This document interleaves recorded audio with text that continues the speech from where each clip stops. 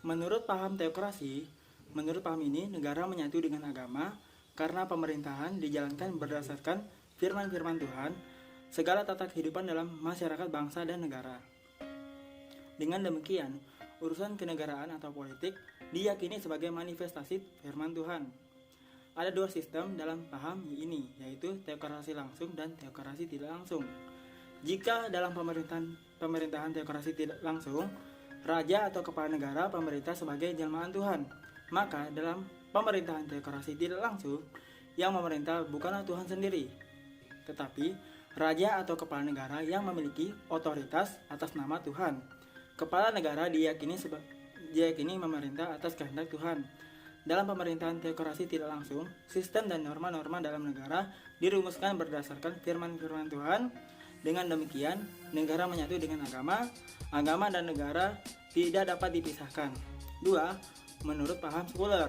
Paham sekuler memisahkan dan membedakan antara agama dan negara. Dalam negara sekuler, tidak ada hubungan antara sistem kenegaraan dalam agama.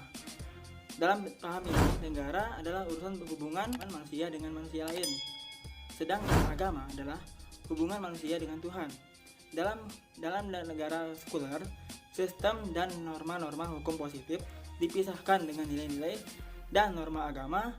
Norma-norma dan hukum ditentukan atas kesepakatan manusia dan tidak berdasarkan atas agama atau firman-firman Tuhan. Meskipun norma-norma tersebut bertentangan dengan norma-norma agama, negara sekuler membebaskan pemeluknya untuk memeluk agama apa saja yang diyakini, tapi tidak ikut campur tangan dalam urusan agama. 3. Menurut paham komunis, komunisme memandang hakikat hubungan negara dan agama berdasarkan filosofi materialisme dialektis dan materialisme historis. Paham ini menimbulkan paham ateis tidak bertuhan yang dipelopori oleh Karl Marx, agama sebagai candu. Manusia ditentukan oleh dirinya sendiri. Agama dalam paham ini dianggap sebagai suatu kesadaran diri bagi manusia sebelum menemukan dirinya sendiri. Manusia adalah dunia manusia sendiri yang kemudian menghasilkan masyarakat negara. Sedangkan agama dipandang sebagai realisasi fantastis. Manusia dan agama adalah keluhan makhluk tertindas. Oleh karena itu, agama harus ditekan bahkan dilarang. Nilai yang tertinggi dalam negara adalah materi, karena manusia sendiri pada hakikatnya adalah materi. 4. Menurut Islam, ada tiga aliran menurut Ghazali. Pertama, aliran yang menganggap bahwa Islam adalah agama yang paripurna, yang mencakup segala-galanya. Oleh karena itu, agama tidak dapat dipisahkan dari negara, dan urusan negara adalah urusan negara, begitu sebaliknya. 2.